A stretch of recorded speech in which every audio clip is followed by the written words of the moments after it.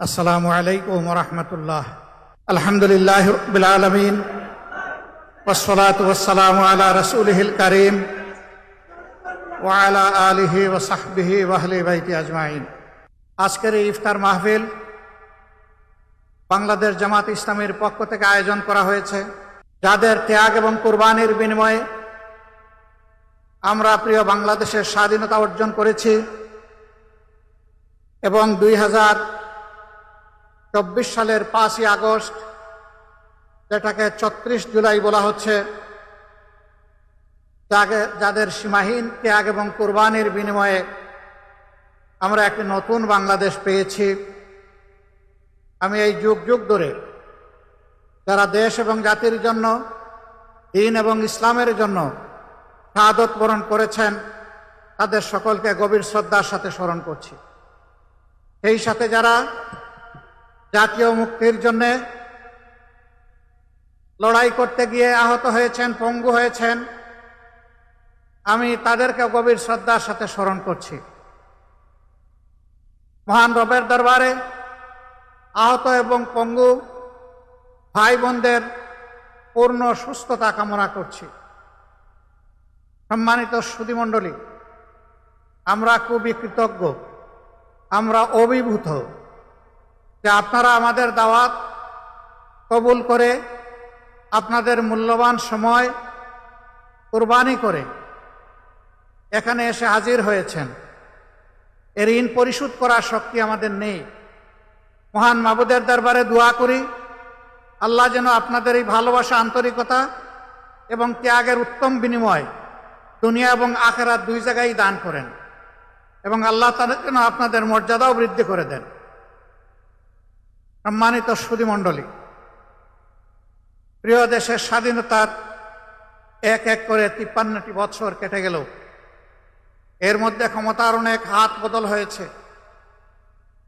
যে লক্ষ্য এবং উদ্দেশ্যকে সামনে রেখে, যে প্রত্যাশাকে সামনে রেখে প্রিয় দেশটি স্বাধীন হয়েছিল, সকলেই বলে যে আমরা সেই প্রত্যাশা পূরণ করতে সক্ষম হইনি।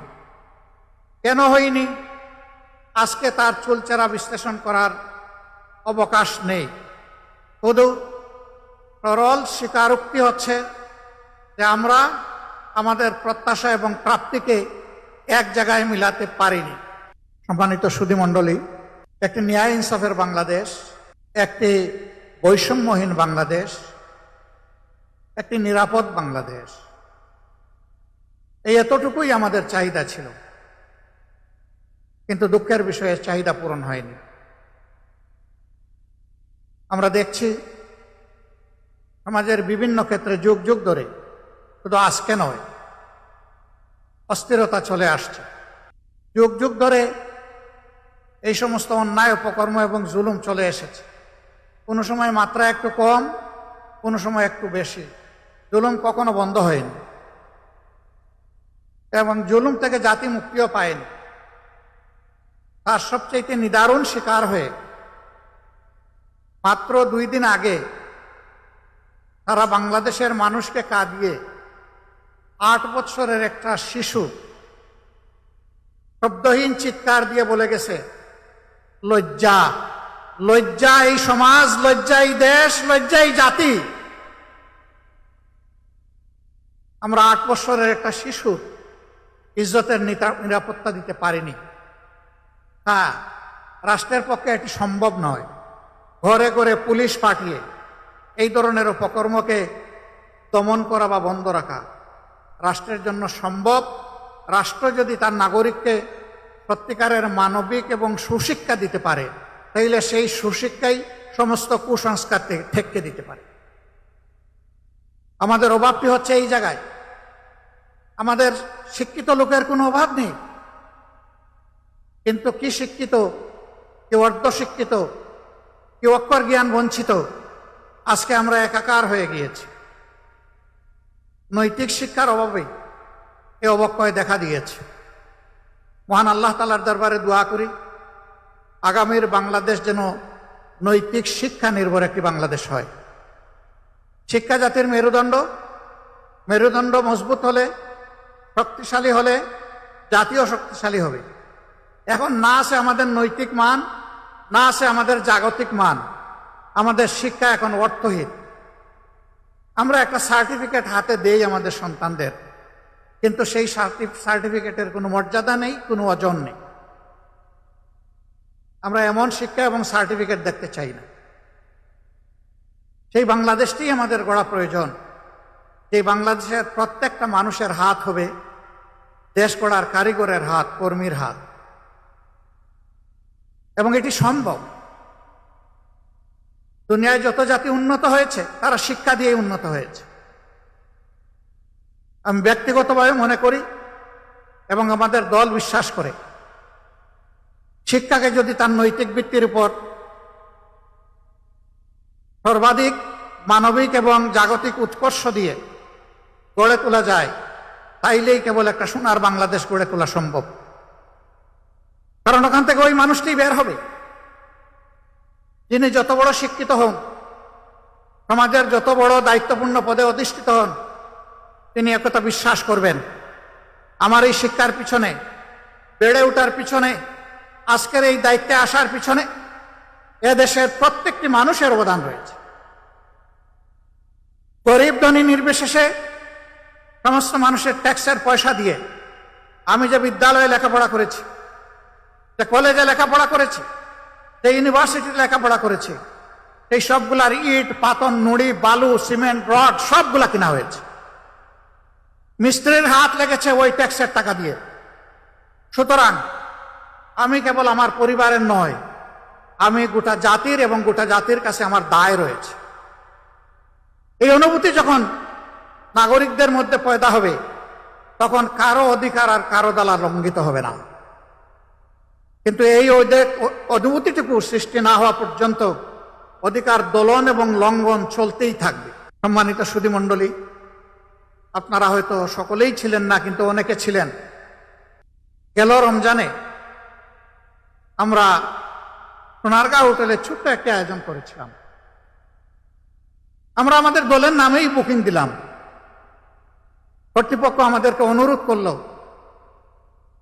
দেশের পরিবেশ পরিস্থিতির কারণে আপনাদের কাছে আমাদের একটু দুঃখ প্রকাশ করতে হচ্ছে। আমরা বললাম, কি সেই দুঃখ প্রকাশ? তারা বললেন, মেহরবানি করে আপনারা কোনো ব্যানার দিবেন না। আমরা বললাম, ঠিক আছে, আমরাই আমাদের ব্যানার আমরা দিব না। বললো, তাইলে আর কোনো অসুবিধা নেই। আমাদের ইফতার মাহফিল শুরু হওয়ার 3 ঘন্টা আগে পুলিশ পাঠিয়ে দিয়ে বলা হলো, আপনারা ইফতার মাহফিল করতে পারবেন না। আমি তখন আমার বাসা থেকে সোনারগাঁও হোটেলে যাওয়ার পথে আমার সহকর্মীরা জিজ্ঞেস করলেন, কি করব? আমি বললাম, আমাদের যারা দাওয়াত পেয়েছিলেন তারা কি এসে গেছেন? বলে যে হ্যাঁ, তাদের অনেকেই এসে গেছে। আমি বললাম যে তাদেরকে বলে দিন আমাদের মেহমানরা এসে গেছেন, পারলে তোমরা বের করে দাও, আমরা কাউকে এখান থেকে বিদায় দিতে পারবো না, এবং আমি আসছি। আল্লাহ যেন সেই পর্যন্ত আমাকে হায়াত দেন, আর আপনারা অপেক্ষা করেন। আমি যাওয়ার পরে জিজ্ঞেস করলাম, আমাদের অপরাধ কি? বলে যে স্যার, আপনাদের কোনো অপরাধের বয়ান আমরা দিতে পারবো না, আমরা প্রচন্ড চাপে আছি। আমি বললাম, সেই চাপটা কে দেয়? ওই যে উপর মহল থেকে। আমি বলি যে আমি কোনো উপর মহল মানি না, এটা আমার নাগরিক অধিকার। আমি কোনো অবৈধ পার্টি নয়, আমি কোনো নিষিদ্ধ পার্টি নয়, আমার এখানে অধিকার রয়েছে। আমার অধিকারের বলে এখানে আমরা আজকে দাওয়াত দিয়েছি মানুষকে, আর সেই দাওয়াত কবুল করে লোকেরা এসেছে। আমি শুধু অতীতের ফ্যাসিস্ট বাংলাদেশের একটি ছোট্ট উদাহরণ আপনাদের সামনে পেশ করলাম। এই ছিল আমাদের বাংলাদেশ।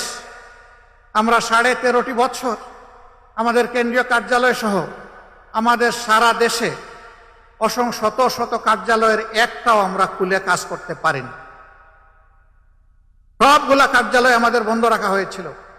আপনারা জানেন, এক এক করে আমাদের 5 জন শীর্ষ দায়িত্বশীলকে, তৎকালীন আমিরে জামাত সহ, অত্যন্ত নির্মমভাবে পাশবিক কায়দায় মিথ্যা অভিযোগে তাদেরকে বিচারিক হত্যার মুখোমুখি করে ফাঁসিতে ঝুলানো হয়েছে। আরো 6 জনকে জেলের ভিতরেই মৃত্যুর দিকে ঠেলে দেওয়া হয়েছে। আর একজন মৃত্যু যন্ত্রণা কাঁধে নিয়ে, ঘাড়ে নিয়ে, বুকে নিয়ে তিনি এখনো বেঁচে আছেন। তিনি আমাদের ভাই এটিএম আজহারুল ইসলাম। বাংলাদেশের মুসলিমরা মুক্তি পেয়েছে 5ই আগস্ট কিন্তু আমার ভাই আজহারুল ইসলাম এখনো মুক্তি পাননি। আমরা এই পাথর এখনো বুকে বহন করে চলছি। আইনের পেশ দিয়ে কেনই বিলম্ব আমরা বুঝতে পারছি না। আমরা চাই যাদের উপরে জুলুম হয়েছে তাদের একজন মানুষের জন্য আর জেলের ভিতরে না থাকে, এবং সেই সাথে অবিলম্বে আমাদের ভাইকে যেন সসম্মানে আমাদের বুকে ফিরিয়ে দেওয়া হয়। সম্মানিত ভাইরা, শুধু 11 জন দায়িত্বশীল নেতা নন, শত শত কর্মী নির্মমভাবে তাদেরকে হত্যা করা হয়েছে। অসংখ্য যুবককে থানায় ধরে নিয়ে থানার মেঝেতে শুয়ে পায়ে বন্দুক ঠেকিয়ে গুলি করে তাদের পা বিচ্ছিন্ন করে দেওয়া হয়েছে, হাত কেটে ফেলা হয়েছে, 2 চোখ তুলে নেওয়া হয়েছে, ঘর বাড়ি থেকে তাদেরকে তাড়িয়ে দেওয়া হয়েছে, গুম করা হয়েছে, চাকরি থেকে বিতাড়িত করা হয়েছে, ব্যবসা বাণিজ্য তছনছ করে দেওয়া হয়েছে, বুলডোজার দিয়ে আমাদের নেতৃবৃন্দের ঘর দুয়ার ভেঙে ছাতু বানিয়ে ফেলা হয়েছে। আমরা সেই কষ্টগুলা বুকে বহন করে চলছি। শুধু কি আমরা না, গোটা জাতি। সরকারের বিরুদ্ধে যাদেরই অবস্থান ছিল, ফ্যাসিবাদের বিরুদ্ধে যাদেরই অবস্থান ছিল, এই সমস্ত রাজনৈতিক দল, ওলামায়ে কেরাম, প্রতিবাদী কণ্ঠ, সাংবাদিক বন্ধুগণ, কাউকেই তারা ছাড় দেয়নি। সকলের উপর তারা জুলুম করেছে, সবাইকে খুন করেছে, সবাইকে অপদস্থ করেছে, সবাইকে অপমান করেছে, লক্ষ লক্ষ মামলা দিয়ে কোটি মানুষকে বারবার জেলের ভিতরে নিক্ষেপ করেছে। আমরা চাই এই অন্ধকার যুগ, আওয়ামী জাহিলিয়াত আর বাংলাদেশে ফিরে না আসুক। আফসোস, এই দলটি দেশের সব কিছুর তারা ঠিকাদারি গ্রহণ করেছে। বাকি সবাইকে চোখ রাঙিয়ে কথায় কথায় বলতো অমুক দেশে তমুক দেশে চলে যাও। না, আমাদের হাতে কোনো ভিসাও তুলে দেয়নি, আর কোনো টিকিটও দেয়নি, কিন্তু প্রায়ই আমাদেরকে শাসাতো, সবাইকে, সারা জাতিকে।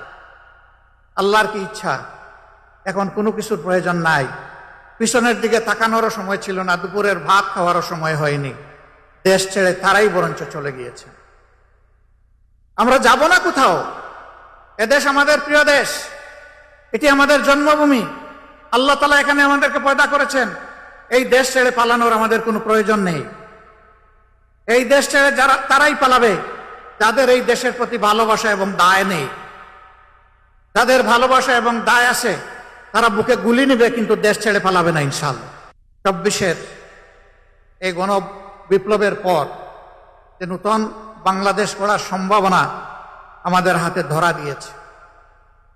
আমরা দল, ধর্ম, জাতি নির্বিশেষে সকলের কাছে আহ্বান জানাই, আসুন জাতীয় স্বার্থের জায়গাটায় আমরা এক হয়ে যাই। আমাদের মতের ভিন্নতা থাকবে, মত পার্থক্য থাকা এটা কোনো অপরাধ নয়, বরঞ্চ এটি একটা গণতান্ত্রিক সমাজের সৌন্দর্য। আমাদের মত পার্থক্য যেন মত বিরোধে রূপান্তরিত না হয়। আমরা মত পার্থক্যকে ওয়েলকাম করি, কিন্তু আমরা মতবিরোধ চাই না। আমরা যার যার জায়গায় যার যার নীতি পলিসি, দেশকে গড়ার আমাদের স্বপ্ন এবং পরিকল্পনা আমরা জাতির সামনে তুলে ধরব। জাতি যারটা গ্রহণ করবে, যার প্রতি জাতির ভালোবাসা, আস্থা তৈরি হবে, সেই দলকেই, সেই জোটকেই আগামীতে জাতি তাদের দায়িত্ব দিয়ে সেবক হিসাবে বাংলাদেশের দায়িত্ব তাদের হাতে তুলে দেবে। এই জায়গাটায় আমরা সকলে সম্মান প্রদর্শন করি। একটা জায়গায় আমরা সকলে একমত যে গত 15.5 বছরে বিশেষ করে সংবিধান সহ এবং সাংবিধানিক প্রতিষ্ঠানগুলো, রাষ্ট্রীয় প্রতিষ্ঠানগুলোতে যে জঞ্জাল তৈরি হয়েছে তার কতিপয় জিনিস অবশ্যই পরিষ্কার হওয়া উচিত। এই জন্য সকলে আমরা একমত, এখানে কারো কোনো দলমত নির্বিশেষে দ্বিমত নেই যে কোনো সংস্কারের প্রয়োজন নাই। আমরা সবাই বলছি সংস্কার প্রয়োজন। কতটুকু প্রয়োজন সেটা নিয়ে হয়তোবা মত পার্থক্য থাকতে পারে, কিন্তু সংস্কার যে প্রয়োজন এই ব্যাপারে কোনো মত পার্থক্য নেই। আমরা মূল থেকে একটি কথাই বলে এসেছি, আমরা বর্তমান সরকারকে যৌক্তিক সময় দিতে চাই এই সংস্কারের জন্য। যৌক্তিক সময় মানে অযৌক্তিক সময় কাটানো নয়, আবার যৌক্তিক সময় মানে চাপ দিয়ে হুড়াতাড়া করাও নয়। যৌক্তিক সময় হচ্ছে এ কাজের জন্য, মৌলিক সংস্কারগুলোর জন্য যেটুকু সময় প্রয়োজন আমরা সরকারকে সেইটুকু সময় দেওয়ার পক্ষে। ইতিমধ্যে সরকার প্রধান জাতীয় নির্বাচনের ব্যাপারে কিছু কথা তিনি জাতিকে বলেছেন। আশা করি অবিলম্বে তিনি বিষয়টা আরো স্পষ্ট করবেন, তাহলে জাতি এই ব্যাপারে আরো আশাবাদী হবে, আরো আস্থাশীল হবে এবং নিজেদের নির্বাচনী পরিকল্পনা সাজানোর সুযোগ প্রত্যেকটি দল পাবে। আমরা এটা আশা করি। প্রিয় দেশবাসী এবং সুধীমণ্ডলী, বাংলাদেশকে গড়ার একক দায়িত্ব কোনো দলের নয়। বাংলাদেশকে গড়ে তোলার দায়িত্ব 18 কোটি মানুষের। কিন্তু 18 কোটি মানুষ কিভাবে করবে? তাদের তো একটা পথ লাগবে, রাস্তা লাগবে। সেই রাস্তাই হচ্ছে বিভিন্ন পলিটিক্যাল স্টেক হোল্ডার্স বা দলগুলো। তাদের মাধ্যমেই জনগণ সংগঠিত হয় এবং তাদের আস্থা, তাদের ভাবনা জাতীয় জীবনে তারা তুলে ধরে। রাজনৈতিক এই দলগুলার কাঁধে এখন গুরুদায়িত্ব বর্তিয়েছে। 53 বছর যেভাবে জঞ্জাল নিয়ে আমরা চলেছি, আগামীতে আমরা যেন একটা জঞ্জালমুক্ত সমাজ গড়ে তুলতে পারি, সেইভাবেই সকল রাজনৈতিক দল এবং জোট তারা কর্মসূচি পরিকল্পনা সাজাবেন আমরা আশা করতে চাই। আমরা এমন একটি বাংলাদেশ চাই, এই বাংলাদেশে আসিয়ারা আর 18 কোটি মানুষকে কাঁদাবে না। আমি আজকেই জানতে পারলাম, এটা আমার জানার সীমাবদ্ধতা হতে পারে, বরগুনায় 12 বছরের একটি মেয়েকে, একটি হিন্দু পরিবারের একটা মেয়েকে ধর্ষণ করা হয়েছে। ধর্ষকদের বিরুদ্ধে বাবা মামলা করেছেন। আসামিরা এই 2-3 দিনের ভিতরে মামলা করার সাথে সাথেই বাবাকেও খুন করেছে। এ কোন বাংলাদেশ? এই বাংলাদেশ তো 18 কোটি মানুষ চায় না। এই পশুত্বকে বদলে দিয়ে আমরা একটা মানবিক বাংলাদেশ চাই এবং আমরা বিশ্বাস করি মানুষ যদি আল্লাহকে ভয় করে, মানুষ যদি আল্লাহকে ঠিকমতো ভয় করে, তাহলে মানবিক বাংলাদেশ গড়ে তোলা সম্ভব। কোরআন নাজিলের এই মাসে আমরা এও বিশ্বাস করি আল্লাহর দেওয়া কোরআনের বিধানই হচ্ছে সমাজের জন্য সর্বোত্তম বিধান। এই বিধানের ভিত্তিতেই আগামীর মানবিক বাংলাদেশ গড়ে উঠুক, সেই প্রত্যাশা ব্যক্ত করে আবারও আপনাদের প্রতি কৃতজ্ঞতা জানিয়ে আমার কথা এখানেই শেষ করছি। আসুন প্রভুর দরবারে আমরা হাত তুলে দোয়া করি, প্রিয় দেশের জন্য, নিজেদের জন্য। আলহামদুলিল্লাহি রাব্বিল আলামিন, ওয়াসসালাতু ওয়াসসালামু আলা রাসূলিহিল কারীম ওয়া আলা আলিহি ওয়া সাহবিহি ওয়া আহলি বাইতি আজমাইন। রব্বানা যালামনা আনফুসানা ওয়া ইল্লাম তাগফির লানা ওয়া তারহামনা লানাকুনান্না মিনাল খাসিরিন। ربنا تقبل منا إنك أنت السميع العليم وتب علينا يا مولانا إنك أنت التواب الرحيم. اللهم أجرنا من النار، اللهم أجرنا من النار، اللهم أجرنا من النار، اللهم إنك عفو كريم تحب العفو فاعف عنا। আয় রব্বুল ইজ্জত, আয় আরহামার রাহিমিন, আমরা সবাই গুনাহগার মওলা, সম্ভবত সবচেয়ে বড় গুনাহগার আমি আল্লাহ। হে আল্লাহ, তুমি আমাদেরকে ক্ষমা করে দাও। আয় আল্লাহ, রমজানের এই ক্ষমার 10 দিন, আজকে তার 4র্থ দিবস। আয় রব্বুল আলামিন, আজকের দিনে তুমি যাদেরকে ক্ষমা করে দিবে তাদের মধ্যে আমাদের নামগুলো তুমি লিখে নাও মওলা। আয় আল্লাহ, চিরজীবনের জন্য আমাদেরকে ক্ষমা করে দাও। আল্লাহ, বিশ্বাস করি আমাদের গুনাহ খাতা, আমাদের নাফরমানি পর্বত সমান, কিন্তু তোমার ক্ষমার কোনো সীমা পরিসীমা নেই। এই অসীম আল্লাহর কাছে আমরা হাত তুলেছি, রব্বুল আলামিন তুমি আমাদেরকে ক্ষমা করো। আয় আল্লাহ, আমাদের শহীদ পরিবারগুলোকে ক্ষমা করো। আল্লাহ, শহীদদেরকে শাহাদাতের পূর্ণ মর্যাদা দান করো। আহত পঙ্গু ভাইদেরকে, বোনদেরকে তুমি সুস্থতার নিয়ামত এনায়েত করো। ইয়া রাব্বাল আলামিন, ইয়া আরহামার রাহিমিন, তুমি আমাদের দেশের প্রতি রহম করো। আল্লাহ, তুমি শান্তির ফয়সালা নাজিল করো। আল্লাহ, একটি মানবিক বাংলাদেশ আমাদেরকে গড়ে তোলার তৌফিক দান করো। আল্লাহ, জাতীয় ইস্যুতে, জাতীয় স্বার্থে আমাদের পুরা জাতিকে তুমি ঐক্যবদ্ধ করে দাও। আল্লাহ, সব ধরনের ফেসিবাদের বিরুদ্ধে এই জাতিকে মাবুদ মজবুত প্রাচীর গড়ে তোলার তৌফিক এনায়েত করো। আল্লাহ, আজকের এই মজলিসে যাকে তোমার মায়া লাগে, যাদেরকে তোমার পছন্দ হয়, তার এবং তাদের ওসিলায় তুমি আমাদের দোয়াকে কবুল করে নাও। রব্বানা তাকাব্বাল মিন্না ইন্নাকা আনতাস সামিউল আলিম ওয়া তুব আলাইনা ইয়া মাওলানা ইন্নাকা আনতাত তাওয়াবুর রাহিম।